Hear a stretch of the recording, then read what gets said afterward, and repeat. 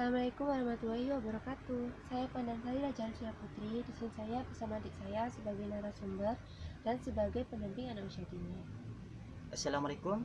Perkenalkan, nama saya Erik Raja Nasria Putra. Di sini saya sebagai narasumber sekaligus sebagai pendamping anak usia dini. Saya akan bertanya tentang dampak atau pengaruh sebuah virus yang sangat berpengaruh besar di dunia ini, yaitu virus COVID-19. Salah satunya yaitu berpengaruh dalam bidang pendidikan.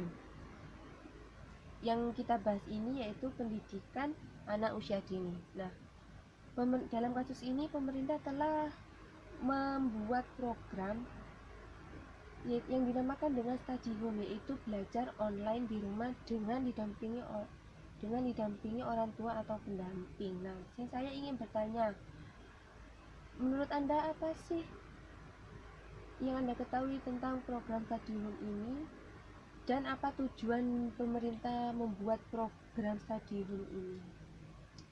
Pemerintah melakukan program study home ini kalau menurut saya itu sudah sangat baik dan sangat efektif sekali. Soalnya kenapa?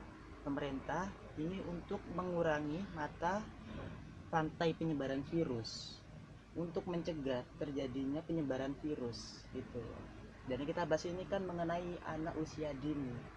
Yang kita tahu bagaimana anak-anak itu kan lebih rentan, lebih mudah terkena virus karena mereka belum bisa menjaga kebersihan, belum tahu apa itu virus dan dampak-dampak dari virus tersebut. Beda dengan kita sebagai orang dewasa gitu.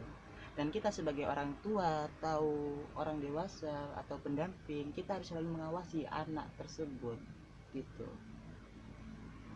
Dan sedangkan dari segi pelaksanaannya di sini pastinya kurang efektif ya. Iya. Karena tidak seperti belajar langsung di kelas, guru dengan siswa bertatap muka langsung. Nah, dalam mengerjakan tugas di sini, apakah anak tetap mandiri dalam menyelesaikan tugasnya seperti menyelesaikan tugasnya di dalam kelas?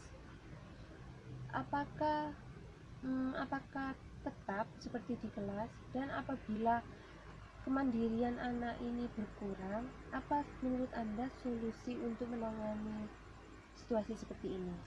Kalau dibilang mandiri sih pasti berkurang. Pasti ada bedanya dengan belajar di sekolah, belajar di rumah gitu. Pasti berbeda. Kalau belajar di sekolah, para anak-anak itu mengerjakan tugasnya itu mengerjakan sendiri tanpa ada bantuan dari siapapun. Walaupun hanya dibantu dengan guru pun hanya mengawasi saja, tidak membantu. Dia memerhatikan. Beda dengan belajar di sekolah, belajar di rumah maksud saya. Belajar di rumah itu orang tua membantu mengerjakan atau saudara gitu dengan satu alasan, yaitu agar cepat selesai dan sang anak bisa dengan tiduran atau bermalas-malasan menurut saya.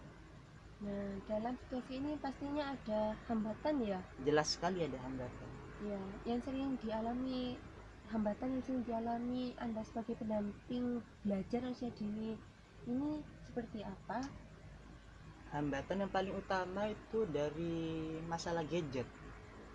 Soalnya kenapa? Kalau dari tingkat SMP dan SMA, kan yang kita tahu SMP dengan SMA kan sudah memegang gadget masing-masing. Nah kan ini masih belum. Otomatis dia tergantung kepada orang tua. Sedangkan orang tua tersebut masih kerja atau masih membersihkan rumah atau mengurus hal yang lain. Itu sangat pengaruh sekali gitu. Dan ketika orang tua membantu atau mengasihkan gadgetnya itu, orang tua membantunya mengerjakan gitu. Dan sang anak tidak mengerjakan sendiri otomatis kalau menurut saya. Jadi intinya untuk mengatasi situasi ini, orang tua atau pendamping tetap membiarkan terlebih dahulu anaknya melakukan atau menyelesaikan pekerjaannya ya, supaya untuk melatih kemandiriannya. Ada yang hanya memperhatikan, ada yang mendampingi saja, dan ada yang membantu.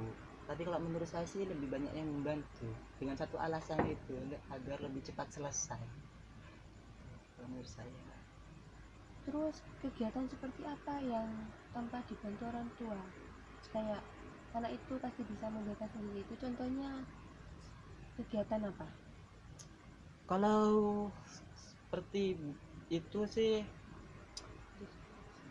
kan kalau sekarang itu kan guru-guru kan melakukan kuis, Ya, ada kan? ya. Nah, itu dengan biasanya itu mencuci tas sendiri. Lah, di situ sang anak melakukannya sendiri. Orang tua hanya membantunya dengan mengambil gambarnya gitu. Nah, orang tua membantunya hanya membantu itu saja. Sang anak mencuci tas sendiri itu baru saya setuju sekali. Karena apa? Sang anak melakukannya sendiri tanpa dibantu dengan orang tua gitu. Saya sangat setuju sekali. Berarti yang dibantu orang tua itu tugas dalam bentuk kuis karena menggunakan gadget. Sedangkan kegiatan seperti sehari-hari, kegiatan seperti mencuci tas itu pasti dilakukan sendiri ya oleh anak tersebut. Iya. Oke. Ya, cukup sekian. Terima kasih atas informasi yang diberikan. Maaf mengganggu. Ya. Assalamualaikum warahmatullahi wabarakatuh. Waalaikumsalam warahmatullahi wabarakatuh.